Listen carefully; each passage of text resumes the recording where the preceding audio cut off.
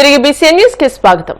ONGC పైప్లైన్ల వల్ల మత్స్యకారుల జీవనోపాధికి ఎటువంటి ఇబ్బంది కలగకుండా అవసరమైన చర్యలు తీసుకోవాలని కాకినాడ జిల్లా కలెక్టర్ షణ్మోహన్ అధికారులను ఆదేశించారు. గత ఆగస్టు 22వ తేదీన ఓఎన్జీసీ అగ్ని ప్రమాదంతో మత్స్య సంపదకు మత్స్యకారుల జీవనోపాధికి జరిగిన నష్టాన్ని అంచనా వేయడానికి ఏర్పాటు చేసిన central marine fisheries research institute scientist doctor Joy తో కలిసి ఆయన కాకినాడ కలెక్టరేట్ లో సమీక్షించారు. యానం పరిపాలనాధికారి అంకిత్, రాష్ట్ర ప్రభుత్వ విప్ ముమ్మడివరం ఎమ్మెల్యే దాట్ల సుబ్బరాజు, మాజీ మంత్రి మల్లాడి కృష్ణారావు, కాకినాడ ఎమ్మెల్యే వనమాడి కొండబాబు హాజరయ్యారు. ఈ సందర్భంగా కలెక్టర్ మాట్లాడుతూ మత్స్యకారులకు ఏ నష్టం కలగకుండా అన్ని చర్యలు తీసుకుంటామని అన్నారు. ఎమ్మెల్యే దాట్ల మాట్లాడుతూ సముద్రంలో మత్స్య సంపద గతం కంటే ఇప్పుడు గణనీయంగా తగ్గిందని అన్నారు. ఇలాంటి అగ్ని ప్రమాదాల వల్ల ప్రజల్లో భయాందోళనలు కలుగుతాయని, వారికి నమ్మకం కలిగించేలా కంపెనీలు వ్యవహరించాలని అన్నారు. ఎమ్మెల్యే కొండబాబు మాట్లాడుతూ ఓఎన్జీసీ అగ్ని ప్రమాదంతో ఏర్పడిన కాలుష్యం కాకినాడ తీర ప్రాంతానికి చేరుకుని మత్స్యకారుల జీవనోపాధి దెబ్బతీస్తుందని అన్నారు. చిన్నతనం నుండే చదువు పట్ల మక్కువతో మెలగాలని, తద్వారా బాల్యం నుండి మెరుగైన భవిష్యత్తుకు పునాదులు వేసుకోవాలని ప్రభుత్వ విప్ తాడేపల్లిగూడెం ఎమ్మెల్యే బొలిశెట్టి శ్రీనివాస్ పేర్కొన్నారు. పశ్చిమ గోదావరి జిల్లా పెంటపాడు గ్రామంలో పెంటపాడు మండలం ఎస్ఐ స్వామి తన నెలవారీ జీతం నుంచి కొంత సొమ్మును కేటాయించి ప్రభుత్వ జూనియర్ కాలేజీలో నూతన లైబ్రరీ స్థాపించారు. ఈ నూతన లైబ్రరీని ఎమ్మెల్యే బొలిశెట్టి ప్రారంభించారు. ఈ సందర్భంగా బొలిశెట్టి శ్రీనివాస్ ఆయన సొంత నిధులు లైబ్రరీ ఖర్చుల నిమిత్తం 8,000 రూపాయలు ఇచ్చారు.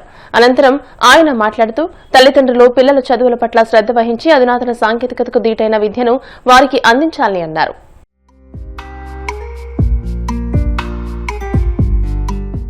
నేను చదివిన కాలేజీ ఇది డిఆర్ గోయింకా జూనియర్ కళాశాల. వారి కోరిక మేరకు స్వామి మా ఎస్ఐగా చెప్పుకోవడానికి ప్రౌడ్గా ఫీల్ అవుతున్నాను. ఎందుకంటే చాలామంది పోలీసులంటే భయపడే పరిస్థితి సమాజంలో ఉన్నప్పుడు పిల్లలందరికీ మంచి జరగాలనే ఆలోచనతో తన జీతంలోంచి కొంత డబ్బు తీసుకొచ్చి మీరు కెరీర్ గైడెన్స్ కానీ, అంతేకాకుండా ఈ కాలేజీలోని బుక్స్ అవసరమైతే మనకి చాలామంది పిల్లలు సిలబస్ లేక చదువుకోని పిల్లలు కూడా మరి తాడేపూడి గ్రంథాలయంలో అయితే షిఫ్ట్లుగా కూడా చదువుతూ ఉన్నారు. అలాగే ఇక్కడ కూడా చాలామంది నిరుపేదలు చదువుకోవచ్చు. అలాంటి వారి కోసం మరి ఇక్కడ సిలబస్ను కూడా బుక్స్లు అన్నీ కూడా తీసుకురావడం, అంతేకాకుండా గ్రూప్ 1, గ్రూప్ 2 అన్నీ కూడా ఏదైనా మనకి కెరియర్లో ఏం చేయాలనే ఆలోచన వచ్చే విధంగా ఇప్పటి నుంచే అన్నీ కూడా మనకి ఇక్కడ అవైలబిలిటీ తీసుకొచ్చిన మన ఎస్ఐ గారికి, అదేవిధంగా మా డిఎస్పీ గారికి, మా సిఏ గారికి ఒక డిపార్ట్మెంట్ని మార్గదర్శకంగా తీసుకోవాలని అనిపించేలాగా ఇవాళ నిజంగా నాకు శాఖ గ్రంథాలయం తాడేపూడి ప్రోగ్రాం ఉంటే అది గవర్నమెంట్ ప్రోగ్రాము ఈతకొట్ట తాతాజీ గారిని వాళ్ళు చేయమని చెప్పి నేను ఇక్కడ మీ దగ్గరికి వచ్చాను మిమ్మల్ని కలవాలని. ఎందుకంటే ఇక్కడ మీరు కూడా ఉన్నారు, మన పెద్దలకి చెప్పే అవసరం లేదు, మీకు తెలియవలసిన అవసరం ఉంది. ఇవాళ చాలామంది తల్లిదండ్రులు కెరియర్ గైడెన్స్ అనేది ఇంపార్టెంట్. చాలామంది ఇంజనీరింగ్ అయితే మనకు ఉద్యోగం వచ్చేస్తుందని అప్పులు చేసి లక్షలాది రూపాయలు ఫీజులు చెల్లించి ఇంజనీరింగ్ చదివినప్పుడు చాలా బ్యాచీలు ఖాళీగా ఉన్నాయి. ఉద్యోగాలు చేసే వాళ్ళందరూ కూడా చాలామంది 30 నుంచి 40% ఉద్యోగాలు తీశారు సాఫ్ట్వేర్లో. ఇలాంటి సమయంలో మనం దేనికి ప్రిపేర్ అవ్వాలి? అసలు మన కెరియర్లో ఏమవ్వాలి? మనకి ఏదంటే ఒక లక్ష్యం కావాలి, ఒక టార్గెట్. ఆ టార్గెట్ లేని చదువును మనం ఎప్పుడు కూడా అలాగే ఉంటాయి. ఏం అవ్వాలి మనం? ఇవాళ సాఫ్ట్వేర్ ఇంజనీర్ అయితే ఉపయోగం లేదు, డిగ్రీలు అన్నీ మానేసారు చాలామంది. కానీ ఏది చదివినా ఇవాళ ఆర్టిఫిషియల్ ఇంటెలిజెన్స్ అనేది కొత్తగా రాబడింది. కాబట్టి ఆ వైపు అడుగులు వేయాలని చాలామంది నిరుపేదలు కూడా నా దగ్గరికి వస్తూ ఉంటారు. సార్ ఎక్కువ ఫీజు అడుగుతున్నారు, కొంచెం చెప్పి తగ్గించానని. ఇంజనీరింగ్ చదివిస్తున్నారు కానీ డిగ్రీలు చదివించడానికి కానీ ఇతర కోర్సులు చదివించడానికి ఎవరు ఆసక్తి చూపించట్లేదు. కాబట్టి ఇవన్నీ మీకు చెప్పాలని నేను వచ్చాను ఇక్కడికి. ఇక్కడ కారణం ఏంటంటే ఈ స్టేజ్లో మీకు ఒక బ్రెయిన్లోకి ఒక ఆలోచన రావాలి. ఇతర దేశాల్లో చదివించే వాళ్ళంతా అప్పు మిగులుతుంది కానీ వాళ్ళు ఎలా అప్పు తీస్తారనేది నాకు మనోవేదగా ఉంది. నిజంగా ఈ పిల్లలకి చెప్పాలి అని నేను అనుకున్న టైంలో మా ఎస్ఐ గారు మంచి ప్రోగ్రాం పెట్టారు. మిమ్మల్ని కలిసే అవకాశం, పనిగట్టి రాలేకపోతున్నాం, ఏదో పని ఒత్తిడిలో మర్చిపోతున్నాం. కానీ ఇది 10 మందికి తెలియాలి. వాళ్ళ పేరెంట్స్ కూడా చెప్తున్నాం, మనకు తెలియకపోతే ఈ కుర్రోడు దేని మీద ఇంట్రెస్ట్ ఉన్నది కెరీర్ గైడెన్స్ చెప్పేవాళ్ళు ఉంటారు కొంతమంది, ఆ సలహా తీసుకోండి.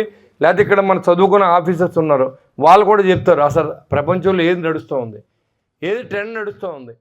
శ్రీ ఉమా సోమేశ్వర గురుపూడి భీమవరం బ్రాహ్మణ సమాఖ్య ఆధ్వర్యంలో ఆదివారం ప్రకృతాశ్రమంలోని వేగిరాజు కమలాదేవి తోటలో కార్తీక వన సమారాధనను నిర్వహించనున్నట్టు సమాఖ్య అధ్యక్షులు వేలూరి హనుమకిరణ్ శర్మ తెలియజేశారు. ఈ సందర్భంగా ఆయన మాట్లాడుతూ రేపు జరిగే వన సమారాధనలో ఉదయం 9:30 తులసీదాత్రి సమేత లక్ష్మీనారాయణ పూజ నిర్వహించిన అనంతరం సాంస్కృతిక కార్యక్రమాలు ఏర్పాటు చేసినట్టు తెలియజేశారు. భీమవరం పరిసర ప్రాంతాల బ్రాహ్మణ బంధువులందరూ ఈ కార్యక్రమంలో పాల్గొని దిగ్విజయం చేయవలసిందిగా చేయవలసిందిగా కోరారు. భీమవరంలోని ఇంపీరియల్ హాస్పిటల్స్ వైద్య నిపుణులు డాక్టర్ రాయసం నరేష్ సహకారంతో ఉచిత వైద్య శిబిరాన్ని ఏర్పాటు చేశారని ఈ అవకాశాన్ని బ్రాహ్మణ బంధువులు సద్వినియోగం చేసుకోవాలని సూచించారు. సమాఖ్య కార్యదర్శి మారెళ్ల అఖిలేష్ మాట్లాడుతూ కార్తీక వనసమారాధనకి విచ్చేసే బ్రాహ్మణ బంధువులకు భీమవరంలోని సుబ్బారాయుడు గుడి, నరసాగ్రహారం ఆంజనేయ స్వామి గుడి, గునుపూడి విద్యా గణపతి ఆలయాల వద్ద ప్రత్యేక బస్సులు ఏర్పాటు చేసినట్టు తెలియజేశారు. సమాఖ్య సభ్యులు చెరుకుపల్లి సంతోష్ మాట్లాడుతూ బ్రాహ్మణ కోఆపరేటివ్ క్రెడిట్ సొసైటీ బ్యాంక్ ఏర్పాటు చేయడానికి మెంబర్షిప్ డ్రైవ్ కార్యక్రమం నిర్వహిస్తున్నట్టు చెప్పారు. ఈ మెంబర్షిప్ తీసుకోవడం వల్ల కార్పొరేషన్ ద్వారా వచ్చే పథకాలకు అర్హులవుతారని తెలియజేశారు. ఈ కార్యక్రమంలో కొమ్ము శ్రీనివాస్, మదిరి అయ్యప్ప, పచ్చళ్ల శ్రీనివాస్, వేలూరి శేషగిరి, ఎల్లప్రగడ శేషు, కాలకూరి శర్మ, వేలూరి నాగదీప్తి, శనివారపు గీత లావణ్యలహరి కమిటీ సభ్యులు పాల్గొన్నారు. శ్రీ ఉమాసోమేశ్వర గురుపూడి భీమవరం బ్రాహ్మణ సమాఖ్య వారి యొక్క ఆధ్వర్యంలో ప్రతి సంవత్సరము కార్తీక దామోదరుని యొక్క ఆశీస్సులతో జరిగేటటువంటి వనసమారాధన ఈ నెల 16వ తారీఖు ఆదివారం నాడు ప్రకృతాశ్రమంలోని వేగిరాజు కమలాదేవి గారి యొక్క తోటలో ఏర్పాటు చేయడం జరిగింది. కాబట్టి భీమవరం మరియు భీమవరం పరిసర బ్రాహ్మణ బంధువులందరూ కూడా ఈ యొక్క వన సమారాధనకు విచ్చేసి ఉదయం నుంచి జరిగేటటువంటి కార్తీక దామోదరుని ఆరాధన, తులసీధాత్రి సమేత లక్ష్మీనారాయణ పూజ, గోపూజ మహోత్సవాల్లో పాల్గొని తదనంతరం జరిగేటటువంటి సాంస్కృతిక కార్యక్రమాల్లో కూడా భాగస్వాములయ్యి మీ వంతుగా సహాయ సహకారములను కూడా అందించి ఈ యొక్క వనసమారాధన మహోత్సవాన్ని దిగ్విజయం చేయాలని చెప్పేసి కోరుకుంటున్నాం. అంతేకాకుండా ఈ యొక్క కార్యక్రమంలో పెద్దవాళ్ళకి, పిల్లలకి అందరికీ కూడా సాంస్కృతిక కార్యక్రమాలతో పాటుగా ఆటపాటలన్నీ కూడా ఏర్పాటు చేస్తున్నాము. బ్రాహ్మణ బంధువులందరూ కూడా ఇదే మా యొక్క ఆహ్వానంగా భావించి తప్పకుండా విచ్చేసి ఈ కార్యక్రమాన్ని దిగ్విజయం చేయాలని చెప్పేసి మన యొక్క బ్రాహ్మణ యొక్క ఐక్యతను చాటి చెప్పాలని చెప్పేసి కోరుకుంటూ శ్రీ ఉమాసోమేశ్వర గునుపూడి భీమవరం బ్రాహ్మణ సమాఖ్య ఆధ్వర్యంలో గత 15 సంవత్సరాలుగా భీమవరం మరియు పరిసర ప్రాంత బ్రాహ్మణ బంధువులందరికీ కూడా కార్తీక వనసమారాధన కార్యక్రమం ఏర్పాటు చేస్తున్నారు సమాఖ్య వారు. ఈ సంవత్సరం కూడా అత్యంత వైభవపేతంగా కార్తీక వనసమారాధన 16వ తారీఖు ఆదివారం నాడు ఏర్పాటు చేశారు. కాబట్టి బ్రాహ్మణ బంధువులందరూ కూడా వచ్చి అక్కడ జరిగేటువంటి సాంస్కృతిక ఆధ్యాత్మిక కార్యక్రమాల్లో పాల్గొని అక్కడ ఏర్పాటు చేసినటువంటి విందును స్వీకరించి అందరూ కూడా వెళ్ళవలసిందిగా కోరుచున్నాం.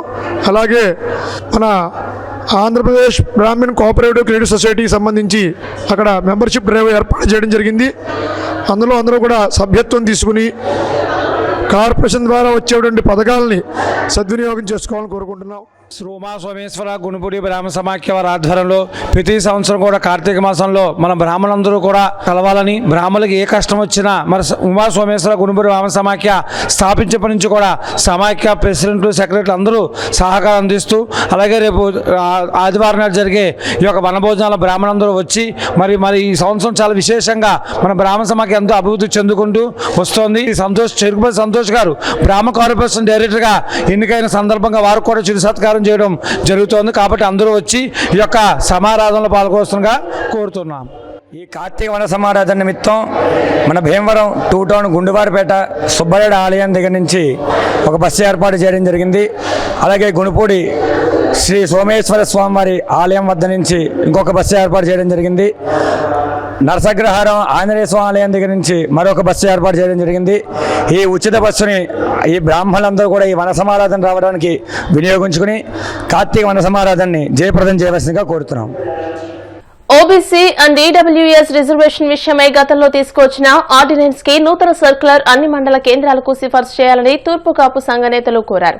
పశ్చిమ గోదావరి జిల్లా భీమవరం కలెక్టర్ కార్యాలయంలో ఈ మేరకు వారు అధికారులకు వినతిపత్రాన్ని అందజేశారు. ఈ సందర్భంగా సంఘ నేతలు మాట్లాడుతూ నూతన సర్క్యులర్ సిఫార్సు చేయని పక్షంలో తూర్పు కాపులు కేంద్ర ప్రభుత్వ రిజర్వేషన్ వెసులుబాటు కోల్పోవడం జరిగే ప్రమాదం ఉందని అన్నారు. ముందుగా మేలుకోవడం మంచిదని, కొంతమంది అధికారులు ఇప్పటికే ఓబీసీ అండ్ ఈడబ్ల్యూఎస్ విషయమై ఇబ్బందులు పెడుతున్నారని తెలియజేశారు. ఈ కార్యక్రమంలో లోపింటి చిరంజీవి, కరుమజ్జి సత్యనారాయణ, ధనాన్ని ప్రకాష్, చిల్లా సత్యనారాయణ, మునకాల సత్యనారాయణ, సందక ప్రకాష్, మెరగాని ప్రసాద్, పతివాడ శేషు, బాకూరు నిరంజన్, దాసరి సూర్యనారాయణ, ఎరకల శ్రీను, పాలవలస కన్నారావు, కడగల సింహాచలం, పొట్నూరి అప్పన్న, జమ్ము కాశీ తదితరులు పాల్గొన్నారు.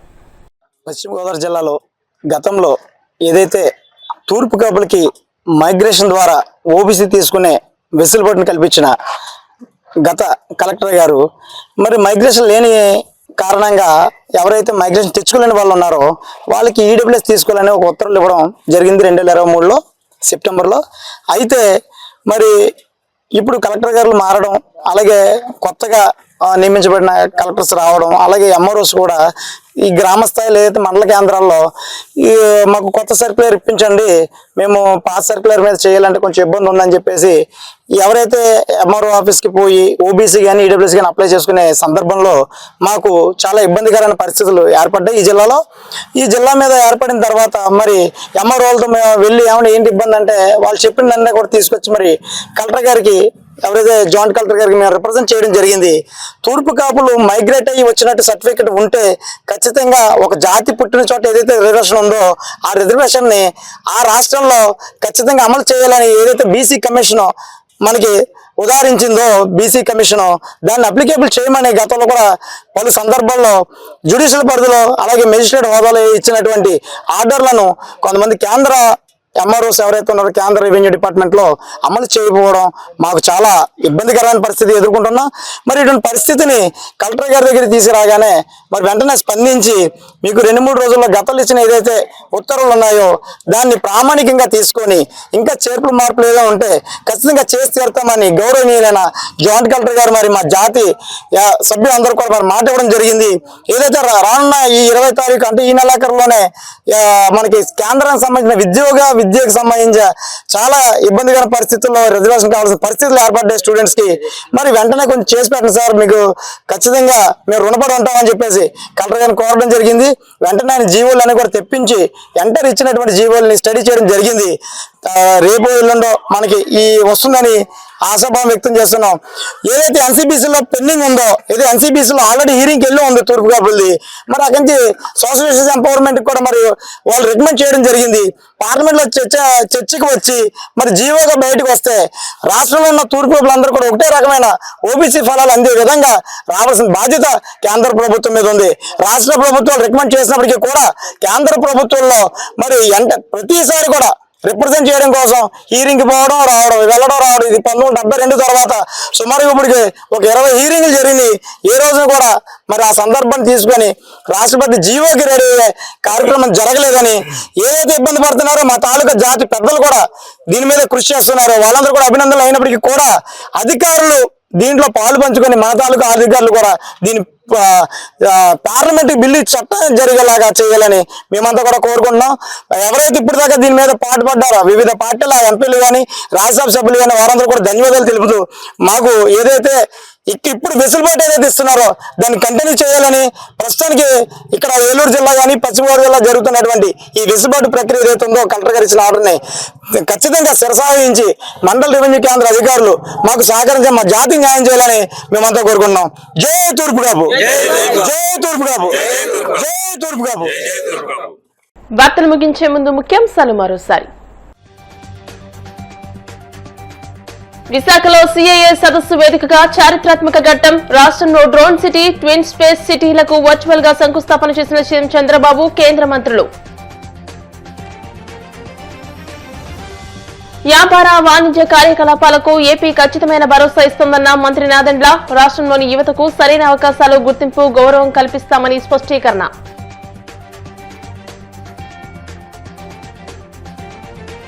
పరకామణి కేసులో ఫిర్యాదుదారుడైన సతీష్ కుమార్ మృతి కేసులో వీడిన మిస్టరీ. పోస్టుమార్టంలో వెలుగులోకి వచ్చిన కీలక నిజాలు.